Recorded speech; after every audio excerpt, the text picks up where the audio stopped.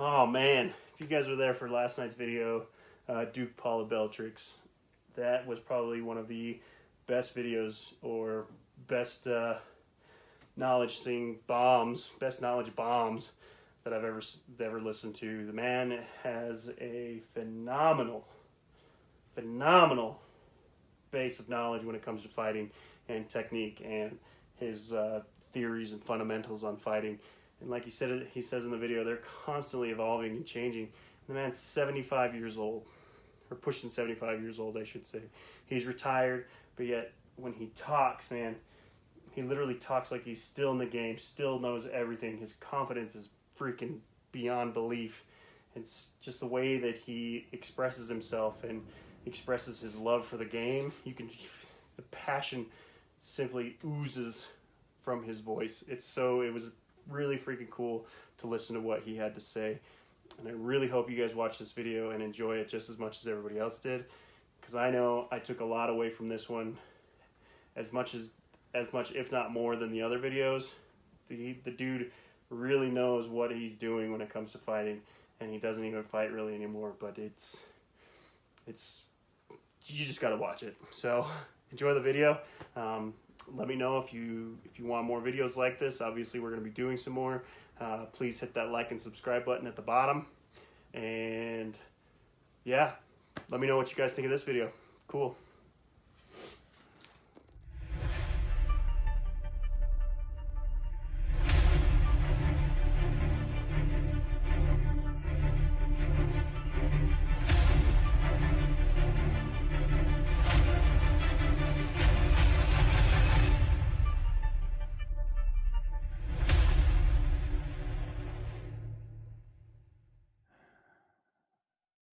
All right. Okay, everybody. We're just going to get into this. I've been chit-chatting with Paul here for a little while.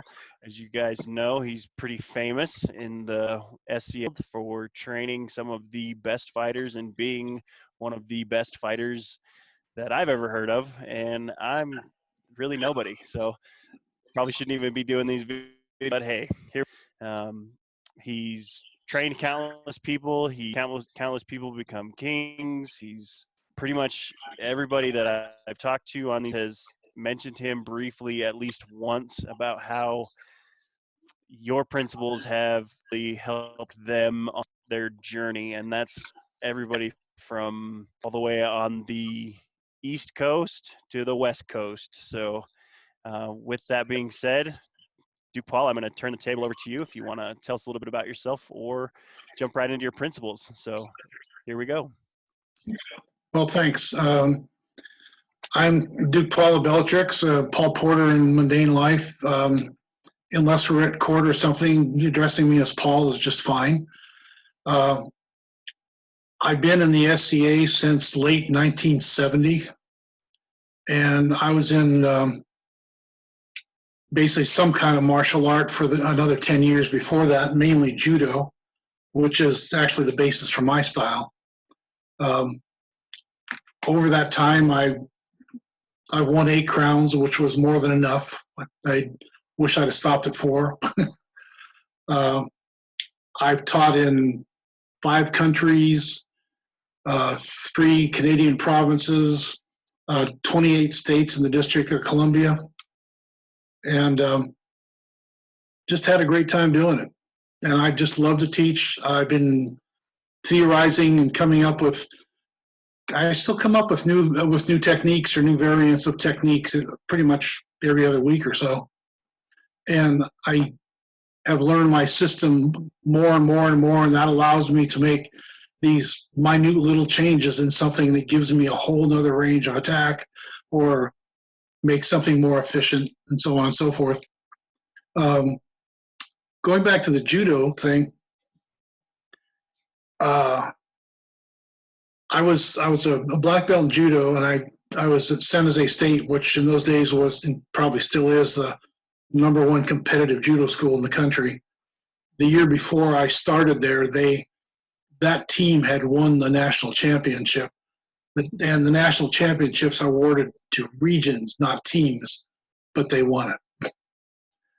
And I came to an early little early practice, and because I wrote the coach, and he said, "Oh, come in early." And there were 5 guys there. There were 4 national champions and a guy from the '64 Olympic team, and then we went from there.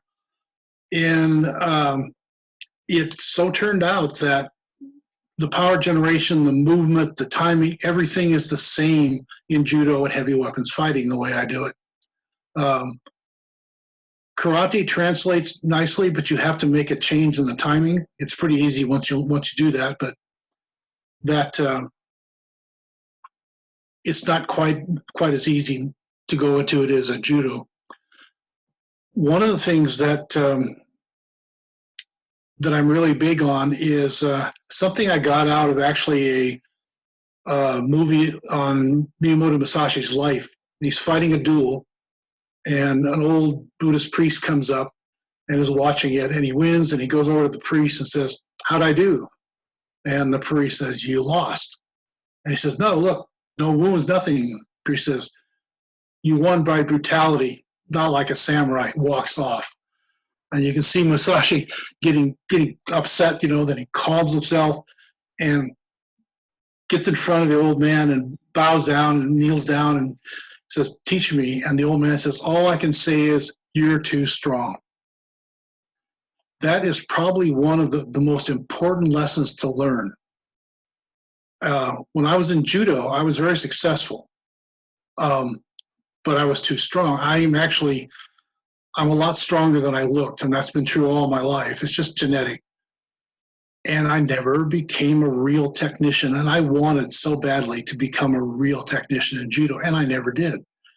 So when I got in SCA fighting, I said, I'm gonna become a technician. Yes, I have that strength, but the technique, I really wanted the technique. Some people are too fast. Some people are too agile, et cetera, et cetera, et cetera. They capitalize on some kind of physical or mental attributes they have, and they never really become an all-around fighter or a real martial artist. Well, they're a martial artist, but the technique is a secondary thing with them. Just showing how the technique works, a couple examples on that. When I was in the Army, I was stationed in Kansas, and I was already a black belt. And I could basically, San Jose State, where I learned, was the top of judo in the country, and the Missouri Valley region was probably at the bottom. And I literally could beat anybody in the region. But there was a Korean graduate student going to school at the place that I was going to. He and I fought like 2 or 3 times a month for 2 years, and we were dead even. Neither one of us ever threw the other one. The only thing is, he was a 4th degree, I was a 1st degree, and I outweighed him by 70 pounds. He only weighed about 130 pounds. And you could see the balance there. My strength and skill balanced his technique. So neither one of them was supreme. My strength, if I could get a hold of him, I could just literally lift him off the ground and throw him. But he never let me do that. He never was in the right place. And then on the other end of the scale, I started taking Aikido just because I had time. And I took it for about, a couple months, and I'm already a black belt, so I'm picking it up really fast. And one of their black belts was demonstrating a particular wrist or arm lock. It's where you're like this, and you're down on the ground, they're kneeling on your elbow. And the person who was doing it was pretty small, probably 130, 140 pounds. And I said, "You can't use this technique on me." And she said, "Well, of course I can." And I said, "No, it's not sufficiently powerful to overcome my strength." And she said, "Well, of course it is." So I lifted her off the ground like this and pulled my arm out of it. Because the technique itself, not the way she did it, but the technique was not strong enough to overcome my strength. And her response was to go get a bigger person to show me. And he couldn't hold me either. I couldn't lift him off the ground because he weighed about 180, but I could just pull my arm out. and they still wouldn't admit it. And so I left. And so if you're really strong or really fast or whatever the heck, and you don't pay attention to the technique, pretty soon you're going to run up against somebody who's as strong as you or as fast as you and is a good technician.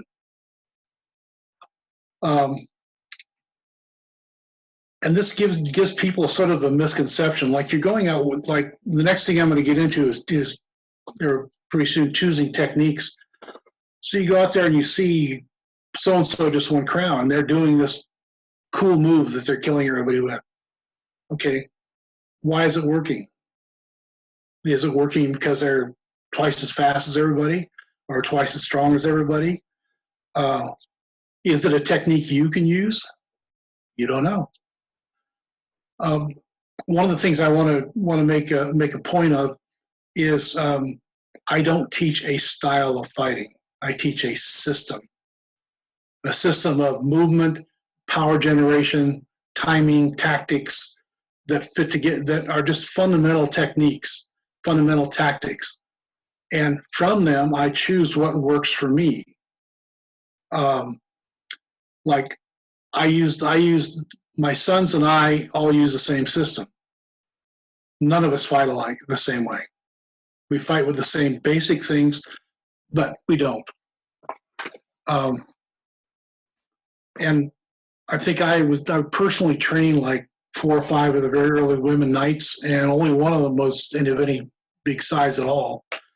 So would I make my system work for anybody? Now, my style doesn't work for anybody. Like if I get on a glaive, I like to fight inside of the glaive because unless you're really centered, I'm going to push you all over the place. I can teach the same glaive to a 140, 150-pound person, but I will never tell them to get inside and try to do that because they can't. Duke Mark Darendell, who gets cited, he's the only person that's ever won the crown of the West with the bastard sword or great sword, and he did it twice. Actually, I had developed a style to do that. I entered 3 crowns way back when, and I got quarters, semis. All 6 losses were left-handers, and then I figured out the minute little thing I had to change, and that was right when I was getting engaged to my wife, and she didn't want to be queen.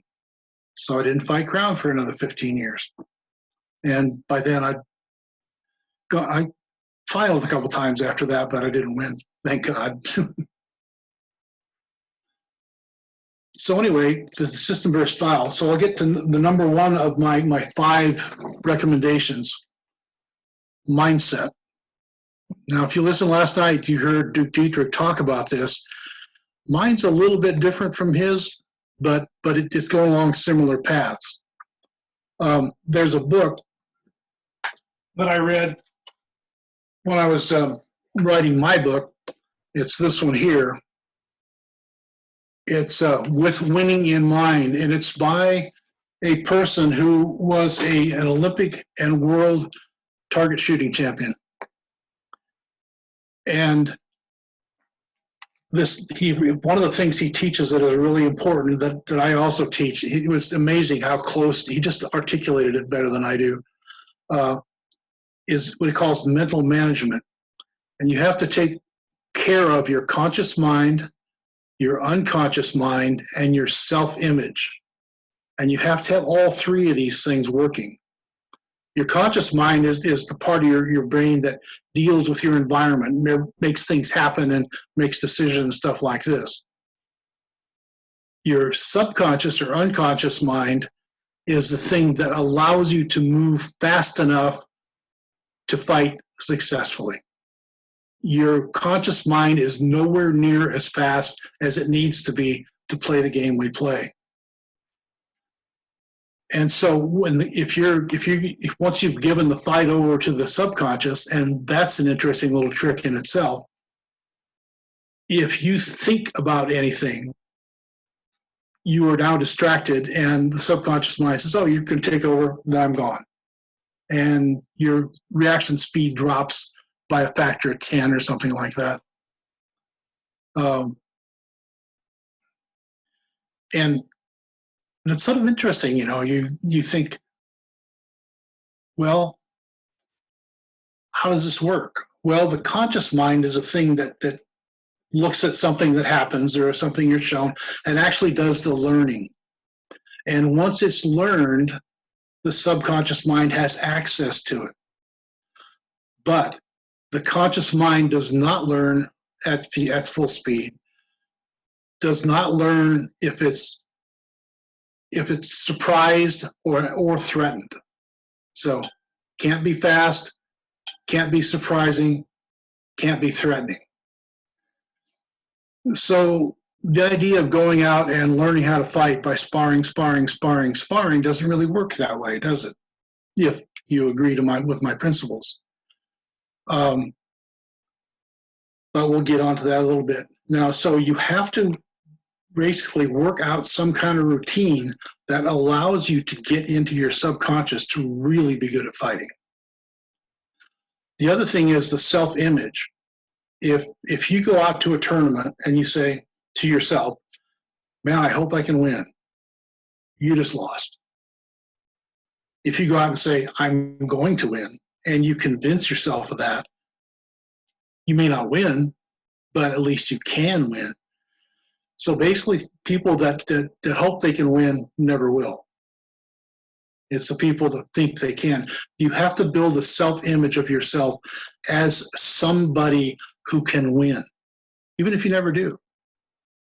I mean, if you're playing a game where everybody else playing the game has an incredible physical advantage over you, you may never win.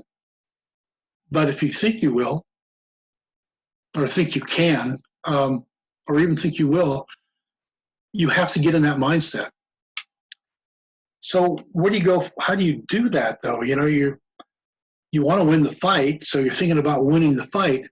The idea is you don't think about winning the fight. I mean, you're going to win the fight or you're not going to win the fight. What you do up to the point where you win or lose is what's important, and that's a process.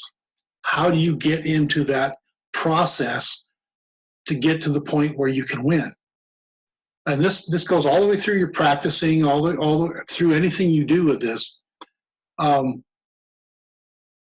your win, if you're doing everything you can to win, what you're doing is you're doing the process correctly. Have you learned all the techniques where you can just unconsciously pull out the one you want and execute it perfectly? Have you worked on your perception where you can judge distance to within half an inch? Are you working on your timing so that you actually don't react quickly to somebody? You start reacting before they actually do something. You have to get awful damn good at perception. And I'll talk about this later, but the way to do that is slow work, rhythmic, slow work. That's how I did it. Of course, I did a bunch of it in judo before I even started this thing. But literally, my hands are slower than normal. Well, not for the average person, but for an athlete. I don't have fast hands. I don't have fast feet. But I can tell you're going to do something. And about the time you make up your mind, I've already started to counter you. And that was my success in fighting is pretty much based on that. So you want to get into this process. If you look at a golfer, when they go out there, they don't go out and just play match after match after match. It's useful later on once you've got all the basics, but they make sure they can drive, they make sure they can play their irons well, they make sure they can putt, and so on and so forth. And then when they do something, you watch them, especially on putting. It becomes very obvious. They stand behind their ball, they look down, they might hold the club up, they walk around the other side, look at it backwards, they come back and look at it forwards again. They position themselves by the ball, they look out, look back, look out, look back, take 2 practice swings, step up, look out again, and putt. And if they get interrupted in the middle of that, they will start over. They don't just continue on from that point. They start over. That's a process, and that's what you have to do. In this book, he actually consults with various athletes in various sports. And there's this one golfer that he was helping with, and he'd been doing well for several years, but he hadn't been winning anything. So his whole team got together, and he got him to buy into this process. So he gets on the 18th hole of the last round, and he needs to make a 30-inch putt to make it, and he does. And the guy he was playing with comes over to shake his hands, and he thinks, well, we just finished the hole, shakes hands with the caddy. He'd won the tournament. He didn't know until his wife came out and told him. He wasn't thinking about winning. He was thinking about doing it right, and that's what gets you to the championships. That's pretty phenomenal stuff. As I was competing in Olympic weightlifting a lot, and I mean, I never got to national level or anything like that. But the coach that I was working with was, he always told me to do something similar. Set up your routine that you're going to do before you even go out, and then make the lift. Like, don't think about failure. Don't think about missing. Don't think about losing.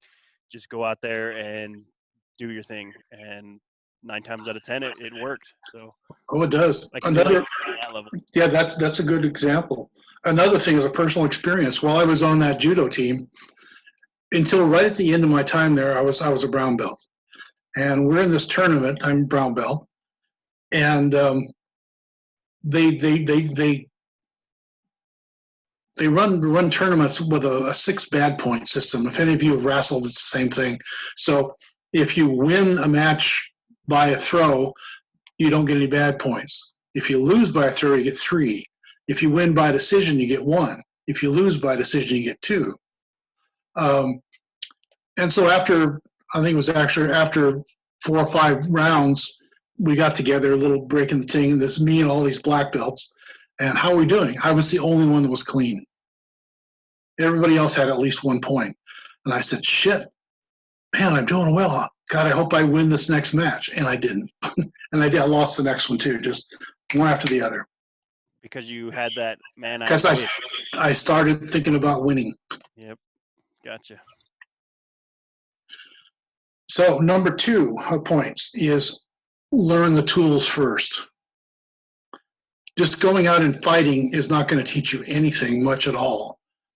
But there's a thing is how learn the right tools first. So learning them first, fine. Go and work on them until you learn them.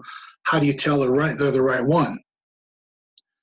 You hear a lot of people, well, I try everything and I use the one that works for me. Why does it work for you? Does it work for you because you're blindingly fast? Does it work for you because you can lift tractors with one hand? Is it a technique that anybody else can use? If you run across somebody that has the counter for it, are you ever going to win another fight against that person? No. So here's a couple there are several criteria that you can use to judge techniques, and this is really important. One of them is time. Now, the time refers to how fast you can do something and how fast your opponent can respond, or vice versa. So if let's talk about you.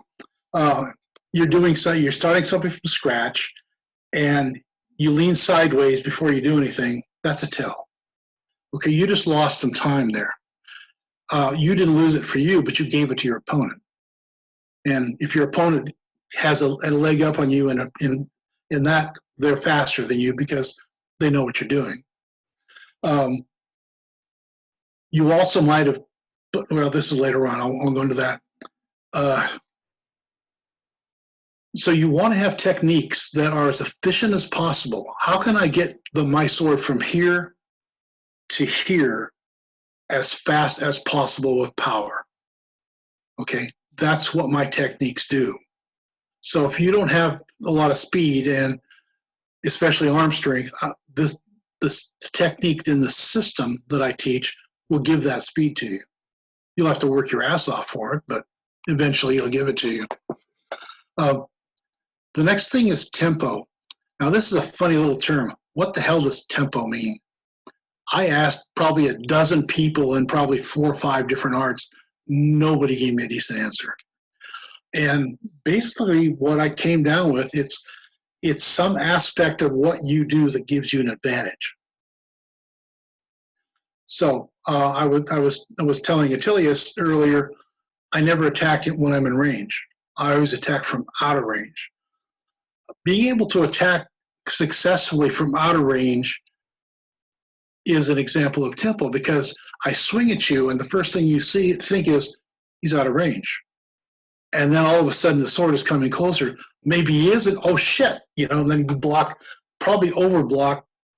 And to tell the truth, I wasn't in range. Even after I stepped in during the swing, I'm still about a foot out of range, but my sword tip can come into that 1 foot out of range.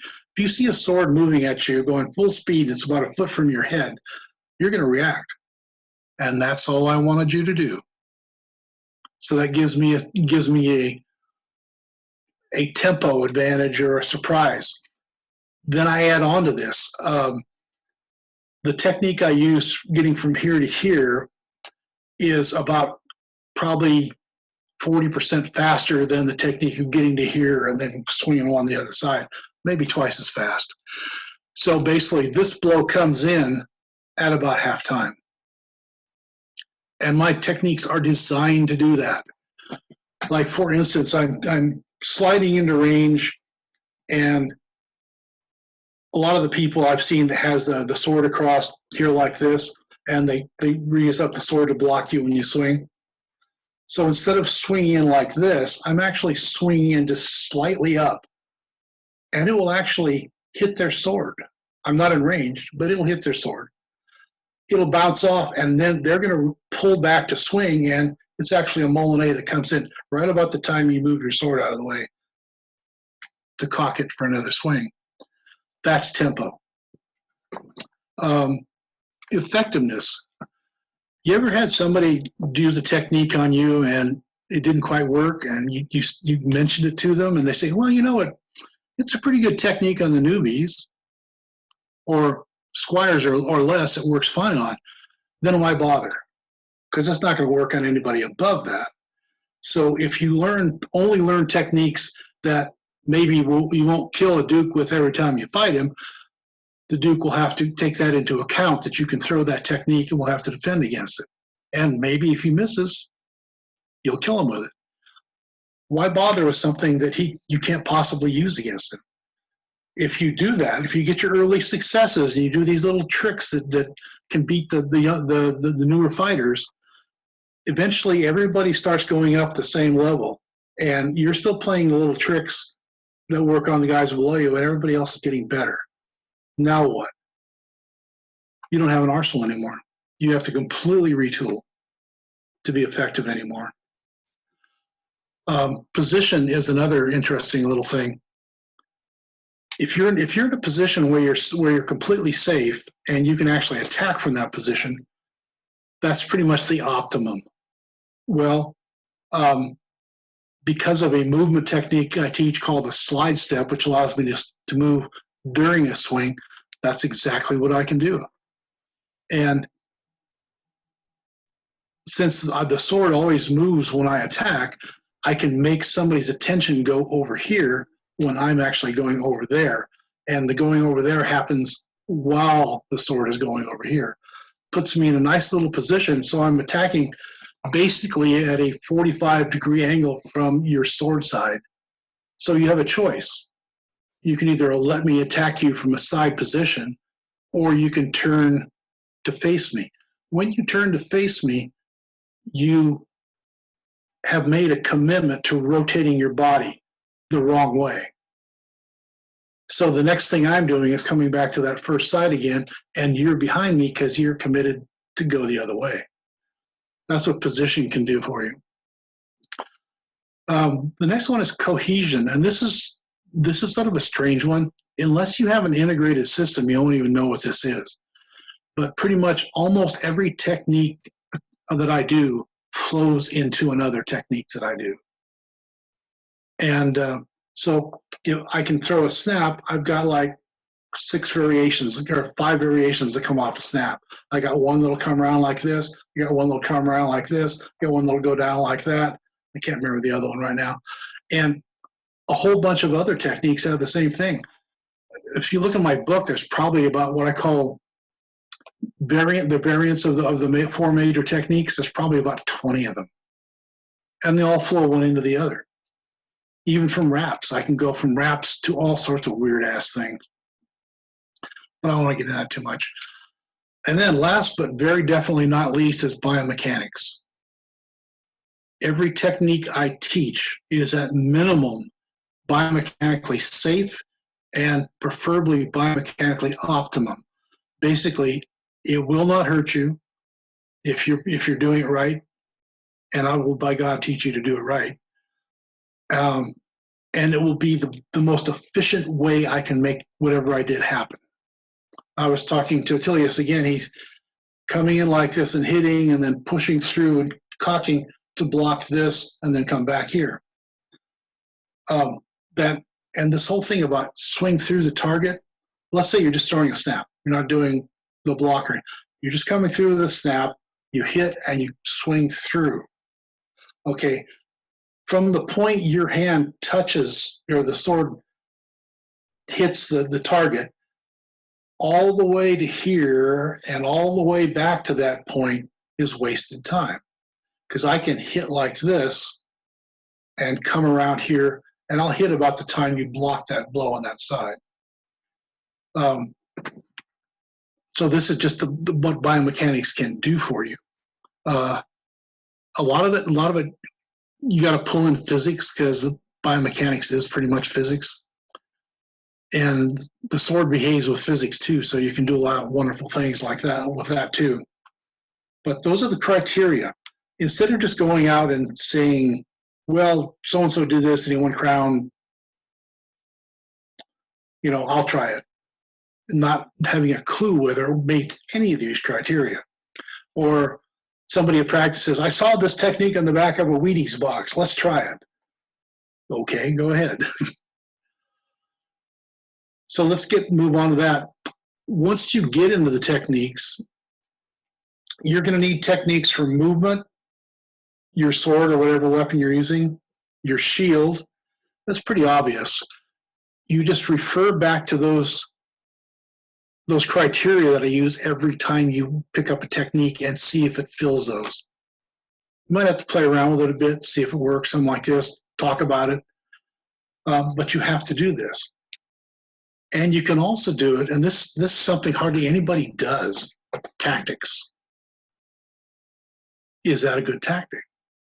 Is it not? Do you even think of tactics? Is just, scream and leap the way you do it? Well, that's a tactic, all right. Not one I use. And in these tactics, in the areas you have to consider in tactics is tells. There's an incredible amount of people who I tease the knights in Ontir that they've made a secret agreement amongst themselves that nobody will pay attention to tells, because pretty much they all tell. Not all of them. I'm sure there's 2 or 3 that don't, but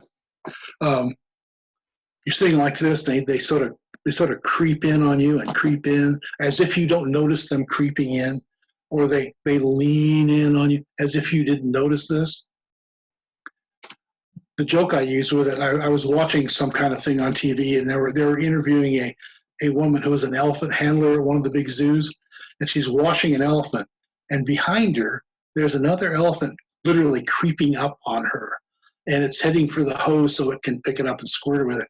And she sees it and turns around and says, bad elephant, no cookie, and it slinks away. And she turns back to the camera and says, they think if they move really slowly, you can't see them. And a lot of fighters have that same attitude. And that's tells. Commitment. You see a lot of people that are here and then they want to come in and throw a deep offside. So they cock here, they lean way the hell over here and swing. Now, what's all this? It's like you're taking a red flag and you're saying, I want to swing a low offside, do something about it. Because you're doing that first before you swing. when I swing that way, I do that same technique, and then my whole body moves over here about that point. I'm still standing dead upright, no commitment whatsoever. None that you can see anyway. And you have to watch out for commitments on that your opponent does. You know, what if they do something like that? What can you do about it? I mean, you see that thing and you go, what the fuck is he doing? You know, and then the next time you say, oh, he's going to throw an offside blow. Yeah, I've had people do things to me in fights that I was so bemused by what they were doing that I didn't defend myself. I was fighting this one night I'd never fought from another kingdom, and we line up and he goes, and I'm going, what are you doing? And then he stabbed me in the chest. He was just making a lot of cocks before he hit me. Distance and timing are another part of this. Now, like I said, you should develop this perception so you can tell distance within half an inch and how far you exactly have to step to get to that point. The timing, you have to be able to tell without thinking consciously of it. He's going to come around, or my opponent is going to come from this side to that side, and he's going to stop and cock himself in between the blows. So that means I have this much more time if I do my technique, which is faster, so that it'll land exactly at the right time. That's when you're really getting good at timing and distance. Okay, that's the end of the second thing. Or that's the first. Yeah, that's the second thing. I got the numbers on my cheat sheet, and for some reason, I can make the text in the line as big as I want to, but damn Word will not make the number as big as the text. So 3, use proper training techniques for learning and integration. You have to do both things. If you learn a technique, you have to be able to integrate it with your other techniques and with actually fighting and moving around and stuff like that. So, Pell work is good. Now, this century drill can be good and can be a waste of time. If you are trying to learn the technique, so you're doing it a bit at a time and slow, and then go to the next section and go, and then a little faster, and so on and so on, until you finally have the technique all the way down, great. If you're sitting there and just pounding away at the Pell, you're doing it fast, so you're not learning anything from it. You're hitting hard, so you're going to wreck your arm. You have to slow it down so you're actually doing it right. Like I have a technique with a greatsword that I purposely stop in range of somebody. So I'm sitting in a high guard like this, and I try to get them so we're really starting to get that real tense thing. They're just waiting for you to just twitch, and then I go like this. And right about then, they usually go about like this before I hit them. What I'm actually doing is I'm moving my sword into a fan block and coming around like that. But when I'm learning that thing, I'm here like this, and then I go to here, then I go to here, then I go to here, and then I'll go to the start and come back. And I'll just keep doing this until I get through the whole thing. And then I'll do it faster and faster and faster. And if I do it wrong, then I go back. I go back to the previous successful step, and then I proceed again, trying to make it work, going all the way to the end. And that's how I use a Pell. The combination drill, they have the 6 marks on the Pell, which I find interesting because people talk about that a lot. And I say, and one person says, well, Sir so-and-so told me this, or Duke so-and-so told me it's like this. And okay, I taught him. I came up with that drill back in the 70s. I actually use an 8-point drill now because just here, and here are just not enough targets. So I make them use 8. And you can do all sorts of kinds of things. You can go right down one, come back up, go down, back up, or you can go opposites, any pattern you want to name, or a particular pattern. If you're trying to learn a particular pattern, then you better do it slow until you really learn it. You can supplement Pell work with mirror work. Basically, it's just a Pell in front of a mirror. So you can You can see yourself beyond the Pell, and it's really great if you have one on your side, your sword side, so you can see what you're doing in advance, and you can see sideways what you're doing at the same time. And you can critique yourself. It's like a poor man's version of videos. And then the real big one, and this is the cornerstone of my entire training, is rhythmic slow work. It's got to be slow enough that the conscious mind can learn. It doesn't feel surprised. It doesn't feel at the threatened. So you have to make it rhythmic, because rhythm adds to the feeling of comfort for the conscious mind. Everything's going to hit 1, 2, 3. So you always know that's going to happen.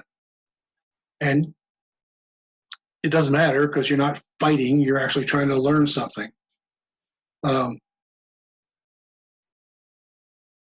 so with this thing slow and rhythmic, you're in the best position to start learning these techniques, and you start them again slower and faster and faster and faster. Eventually, you're going to have to get into armor. And again, you can increase the speed up until you're doing it full speed if you like, but it has to be rhythmic. And then the last thing you drop off when you really start sparring is the rhythm. Now you're actually sparring. That's the only thing you have to drop out. You don't have to get used to the speed. You've got your techniques all integrated so they flow correctly one to the other, making you as efficient as you possibly can. You don't have any tells, so on and so forth. Really, really, really important. If you do nothing else, this is what you should take back from this. And then building on the slower, I do what I call choreographed training. So that if I want to teach you a particular combination, and I'll start this out, again, everything starts out slow and probably out of armor. One, I don't like doing Pell. Until you learn a technique, I don't want you wearing armor at your Pell. I don't want you using a shield, because there's distractions. You want to learn the technique, then you add in the armor, you add in the shield. It's a whole lot easier, and you'll know the technique better. So anyway, what I do with this choreographed training, I want you to do a certain combination. So I'm going to make a choreograph like a 6, 7, or 8 blow fight, where both you and your opponent are doing the choreography. So you slide in and throw a snap. Your opponent blocks it, starts swinging back. You block, come off the snap, come around the other side, and go down. Your opponent sees it and goes down, and then you pull it through and come back to this side. All of that is slow. All of it is slow. So you can go through the exact combination that you want to use in a fight over and over again until you've got it down perfectly. Then you speed it up. Then you speed it up. And now you've got a fully functioning technique that you can just immediately start using in a fight. I had one of the classes I taught a long time ago. There was one guy bigger than me, and he fought sort of like this. He's hunched over in a shield like this. I mean, basically in a position where you couldn't do much of anything. You had to get out of the position to swing. You had to get out of the position to block, and he wasn't getting out of it. And I started using this, just teaching him how to do a combination with this choreographed technique. In 2 hours, his whole style of fighting changed. He was standing up, he was blocking, he was moving his sword around easily with power. It's just an amazingly powerful technique. And then, of course, you move into sparring.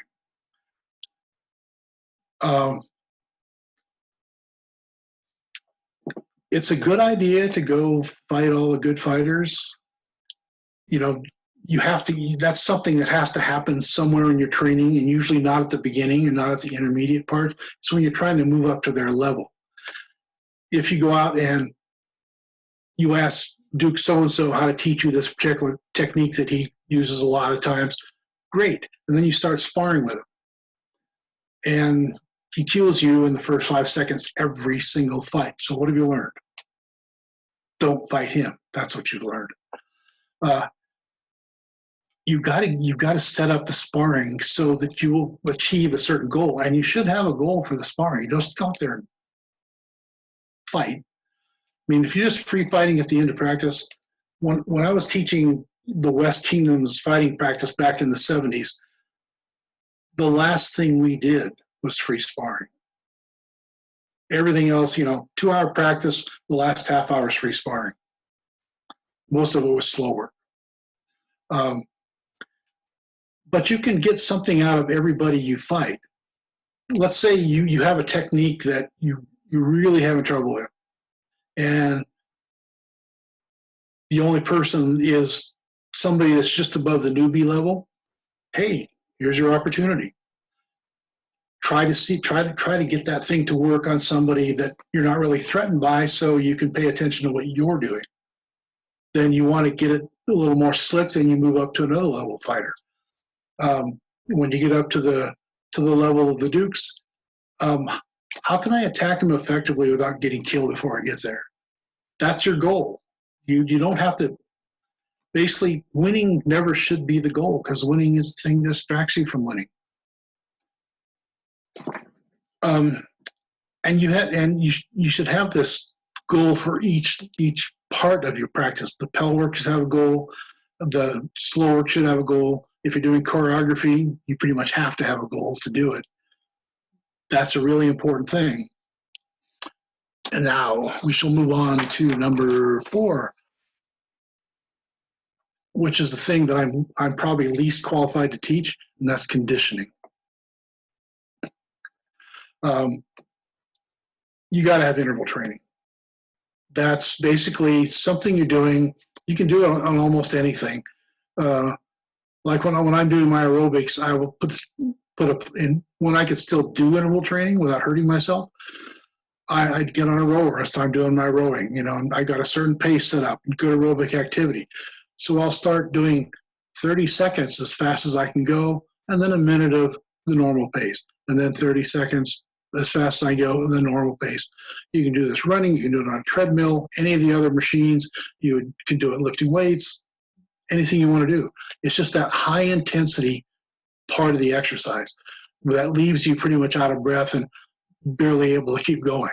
That's what you want to do. I do not like testing the failure or working out the failure, because there's some real nasty things that can happen to you if you do that. You should also, if you need strength, find somebody that really knows how to teach strength training and ask them. That's not me. I do a very particular thing for me. Yeah, ask Attilius. He does that. I never needed strength, so I never did it. What I need now is flexibility and fitness, and I use all body weight and pretty damn light body weight stuff and resistance tubing. That won't work for everybody. It's exactly what I need, but I'm old. So ask Attilius. And you should really work on flexibility. I mean, you need a world-class stretching routine, and you should do it a lot. There's a couple things I'll mention. There's something called dynamic stretching. If you haven't heard of it, look it up and talk about it. You can ask me some questions. I'm doing some of it. I'm certainly no expert in it, but it's really pretty good stuff. It's supposedly when you're just going into your workout, it's more effective than the static stretching. I used to do that when I was fighting. I'd take a greatsword or a glaive and I'd swing it around, moving myself to the extremes of my range. Not real hard, but then faster and harder and harder and harder. And it worked pretty well for me. But you got to be flexible. I mean, let me talk to you from 30 or 40 years in your future. Work on your flexibility, because you will miss it if you don't have it when you get to my age. And then the last one is tourney prep. So in practice, you have to work on your mindset. The one I mentioned earlier with you feel you've internalized that you are a person who can win. You've got your routine down, that you have to make your routine. You have to get your techniques, you have to get your movement, you have to get the integration. go through your routine. You have to get good at this stuff before you can really get up to a higher level.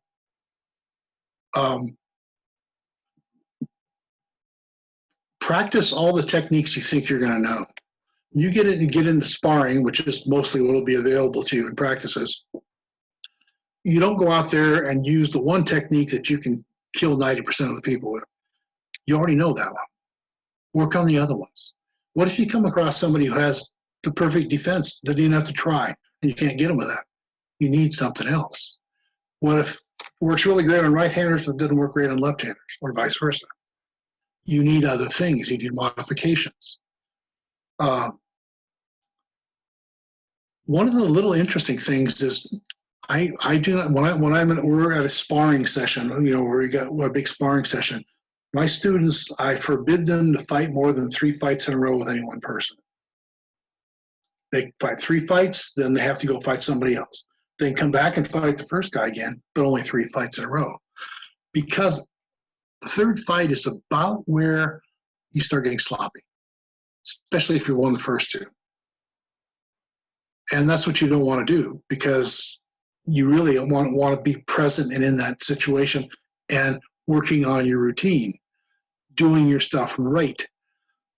If you're being sloppy, you're not in your routine, you're not doing anything that right, you're not really getting effective training. It's nice to have a wide pool to do things in, because everybody fights a little bit different, and somebody may pull out some little weird thing that you've never seen, or just has some physical quirk that you just can't overcome. So try to fight a varied range of people. Now, for those of you that have 3 guys in your local practice and it's 2 hours to the next one, take turns being the practice squad. You may simulate other people. Now, it's strange that I live an hour and a half from Seattle, which is a big center in Ontario, and 45 minutes from Vancouver, which is another big center of fighters. We don't get down or up to those practices very much. We only have maybe 5 people or 6 people will fight in our practice at any one time, and they all fight by system. So they take turns. One guy is doing what most of the Ontarians do. We get to this, or so-and-so does this, so now he will try to do that, and you have to work at coming up with the counters, or at least getting used to them. Another thing is, one of the best ways to practice fraternities is fighting in tourneys. And it's, if you can arrange it in your fighting practice to have a little short tournament once a month, say, and it's not just let's go out and we'll have a little tournament. No, heralds, salutes, everything, because you want to be used to the whole situation. Come up with a salute that you use as like a physical mantra that grounds you and gets you into your mindset that you want to be in. You can do that at practice. You can even do it at Pell work. And then once you're used to doing it where you're safe and calm and in your groove, and you do it in a fight in a tournament, it'll bring you into your groove again, right then. That's a wonderful way to get away from tourney jitters. If you freak out at tournaments, this will get you out of it. The other big part of it is scouting. And you got to scout your opponents, and you got to scout yourself. Okay, especially your opponents. What techniques do they like to use? What responses do they make to things like what you do? Do they have any particular tendencies? Do they like to sort of ooze in on you? Do they like to play at range and to snipe? Do they have any tells? What are their strengths? What are their weaknesses? And then you look at yourself and have your friends at the fighting practice do the same thing. Look at you, critique each other. Have certain exercises, slow work or fights where 2 of you are fighting and everybody else is coming up with a critique, and then take turns. Figure out something you can do to fix that when you're coming out of this. If you really want to go nuts, take notes, study the notes, compare them against the videos, get together with some of your fellow fighters and discuss them, come up with game plans for every opponent that you're likely to face. You can go nuts on this. And if you have the energy and the desire, man, I would really encourage you to do it. And that's it. Wow. Pretty eye-opening for me. And I'm sure everybody can attest to that. It sounded, from what I've read in your book, you kind of touched base on a lot of the principle that's also in your book. So for those out there, get his book. It's an amazing read. I'm not way through it, but what I have read of it is changed my fighting. There you go, guys. Yeah, that's it right there. Oh, make another plug is that the book actually refers to a website that has the videos on that goes with the technique that's being described. The website, you don't have to buy the book. You can go to the website, and all you're going to see is just a little short video of that particular technique. But there's 150 some of them, and some of my even that might help you. It's at thebellatrixbook.com. You just go in there. It's free. You can sign. You have to be a member of just to use the website, but it doesn't cost you anything, and you can go and look at these things. And there will be more stuff coming on there. As I was saying, my next writing project is a workbook that you can use to guide yourself day by day through your progression. Thanks. I had to get the advertisement in. No, please do. So I can hear myself glitching in your screen. Okay, so we're gonna over to questions, and I have been challenged by Sir Helga to ask you, on these 5 principles, which one came to you the easiest, and which one was the hardest for you to develop as a fighter? Well, I'm not a good person to ask that, because most of the things you have trouble with are things I came into the game with. I was already a competitive martial artist. And I learned my lesson, so I paid very close attention that I didn't work on my strength all the time. So I guess just not using my strength to make everything work was probably the hardest, but it was something I was paying a special attention to. Gotcha. And then the next question that I've been tasked to ask, and you touched base on it, was your I can't think of the word now. Stretching and stuff like that. You were saying that you wish you would have done more of that at the beginning of your career. He's the gentleman that asks this every video, asks, what do you think could add to somebody's longevity as a fighter, just starting out to 35 years down the road? Does that make sense? Yeah, 2 things. One, really take a look at these dynamic stretches, and find somebody that's a physical therapist or a personal trainer that can talk to you about this stuff. Really get into the stretching, get some routine. Don't make it so difficult and so long that you'll never do it. Get something that works and you'll do every time. I mean, I like that one I was talking about, that taking my glaive and moving it around. When a 2-sword, I'd move my swords through the various paths that I like to do. Twisting around like this. It was really useful. And the dynamic stretching, it's basically the base of it is you want to move through the motions that you will be using in the activity that you're loosening up for, and then you start expanding your movement. So you're going to swing a snap. So make it a bigger snap, and make it a bigger snap, and keep moving your hand through that motion. And it warms up the muscles for exactly what you're trying to do. Now, don't do real hard stops at the ends like this. Everything has to be sort of soft, and usually not very fast. Gotcha. Okay, I'm going to open it up to people in the group that are in the Zoom meeting. Do you guys have any questions for Paul before I take it to the Facebook comments. There's a couple there.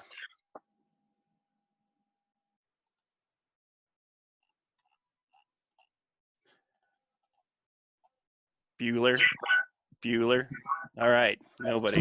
One more thing you can do for yourself. There's something called the Egoscue method, EGOSCUE. There's a self-help book called Pain Free, just those two words. And at one point in my life, when I turned about 60, I couldn't stand up straight without pain. And if I took a misstep, I'd be on the ground. And I was looking for a surgeon to fuse my back, and somebody gave me this book. And in 2 weeks, just using the stuff that it showed me, I could stand up again. I wasn't in pain, and it never came back. And then I found a therapist that was like the good witch, hit me with a magic wand every 2 weeks, and I got an order of magnitude better, to the point where I could run again. The stuff is just amazing. It's all smoke and mirrors. I have no idea quite how it works, but it works. And so if you can't remember Egoscue, then get a hold of me and I'll point you in the right direction.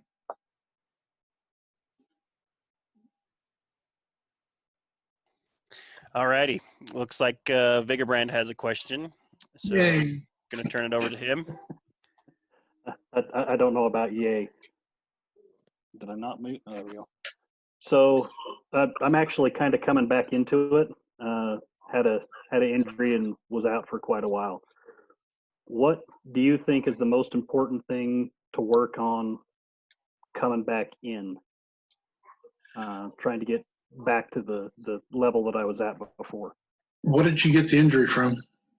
I picked a fight with a horse and the horse won. Oh, well, don't do that anymore. Yeah, he came over on top of me, gave me a coup contra coup concussion, broken ribs, brain bleed, all kinds of cool stuff. So, yeah. Okay, well, do your physical therapy and keep doing your physical therapy even after you feel okay. I very much suggest you get a hold of this Egoscue stuff and start doing that. It's really, really useful. Look at your techniques to see if any of them are bothering what's wrong with you, and either correct them or change them. And start doing rhythmic slow work. Yeah, physically I'm fine. I'm plumb good physically. I was just talking about like 7 years ago when I got knocked out of it, I was doing pretty decent, and now I feel like I'm doing considerably less than decent. So. Well, look at why this might be. Were you doing the thing where you were using your speed or your strength to make things work, and it's not quite helping enough anymore? People have gotten used to you, and they're waiting for you to do something that they know you used to do, and it's a little slower now. Check and see what's actually happening, and then look for solutions. And if you want some help with that, get a hold of me. Okie doke. Thank you so much. All right. Question from Facebook land is, how do you read your opponent while in a fight? I know this is probably a very broad topic that you could go on for hours and hours, but it's up to you how far you want to take it. Basically, there are two things. One is, as a result of all the slow work I've done over the years, various speeds of slow work, it actually teaches you how to read the flow of the fight, how to tell what's actually coming next or what the next movement is going to be, without even thinking about it. Your subconscious takes care of this whole thing. Some of the times your conscious mind, as you step back, says, "Oh, that thing happened," and the subconscious says, "Hey," and then goes with it. My mind was going off on tracks. Where are we going with this? How do I read? Okay. So if you do slow work, this rhythmic slow work, you will eventually start being able to anticipate and you don't think about it, you just feel it. So I keep my eyes centered on their sword hand, not focused on their sword hand. I use a soft focus so I get everything. A lot of it's peripheral vision, but that the sword has to do things, so you can watch that and you'll see what's going to happen. But you have to make sure you can see everything so your subconscious mind can pick it up. Okay, perfect. And then the last question that I see in Facebook Bland is, can you please ask Paul what a shield is for? Blocking. Blocking. There you have it. As opposed to hiding behind. My style is a very, very active shield blocking style. We do punch blocks where you're actually coming out and punching at whatever's happening. It extends your range of blocks. It gives you more coverage, and it sets up your offense. So like if I'm here like this and I have to block, that cocks me. And I'm starting to, or I can actually go right into a technique. So it speeds up your offense as well. If you sit there and you hold the shield in front of you really tightly and you never move it, you're hiding behind it. You might get real good at sword blocking, but that screws up your offense. Fair enough. It's not meant for shade, is what you're trying to tell me. Pretty much. I once fought a guy in a war. He had a 6-foot kite. He would sit there with a point literally on the ground, and he was a little taller than 6 foot, so his eyes were right over the top, and his sword was right over his eyes. Completely immobile, Took me one swing, but literally I just sort of faked and stepped around to the side and hit him. All right, perfect. Well, are there any other questions before we wrap this one up for the evening? Looking at both sides. 3, 2, 1. Okay, I think all the questions are answered. So, Duke Paul, we appreciate you coming out and doing all this for us and talking to us about your 5 principles and letting us know more about your book and stuff like that. I have learned a lot, and I'm looking forward to learning more from you as we progress through this new program. So I want to thank everybody for tuning in. It seems like we are. Oh, looks like we got one more question in the box. What would be your best moment in fighting? I'm assuming. In fighting? It's actually one I can't remember. It was way long ago in one of the Burrow Creek Wars, which were the wars that became eventually Estrella. And it was a field battle, a broken field battle. And I had taken I was the king on one side. I had taken my 5 or 6 knights with me, and we'd circled around, and we caught their command group unaware from behind. They had plenty of time. They saw us coming. But I was leading the charge against them by, 10 or 15 feet, and there were 4 or 5 knights coming at me the other way. And then I was on the other side of them. They were all dead. And I don't remember what happened.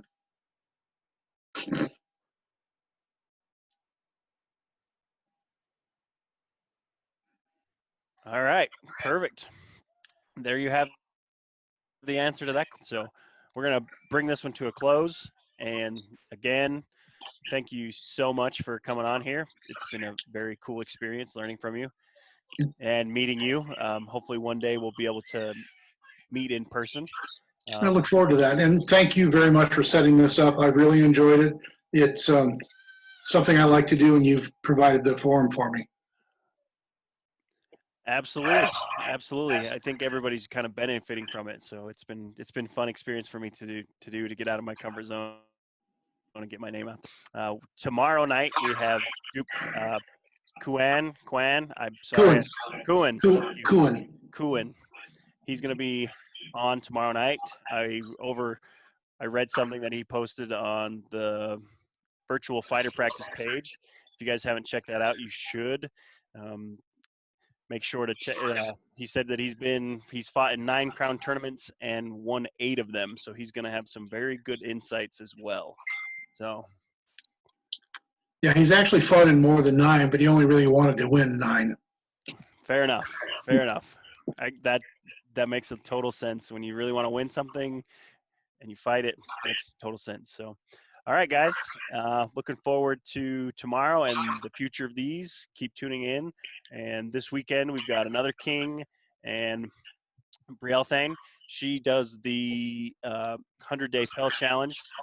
It's a Facebook group. You can get on there, and if you successfully complete 100 shots for 100 days, you get a really cool little Reaper patch. I don't have mine on me. It's down in the garage in the basement, but you can check that group out too as well. There's a lot of tools out there for all of us to learn from. This is just one of them, and I'm no expert, but I do bring experts on camera. So shameless plug for me. Anyway, with that being said, guys, thanks again, and we are going to stop the live feed.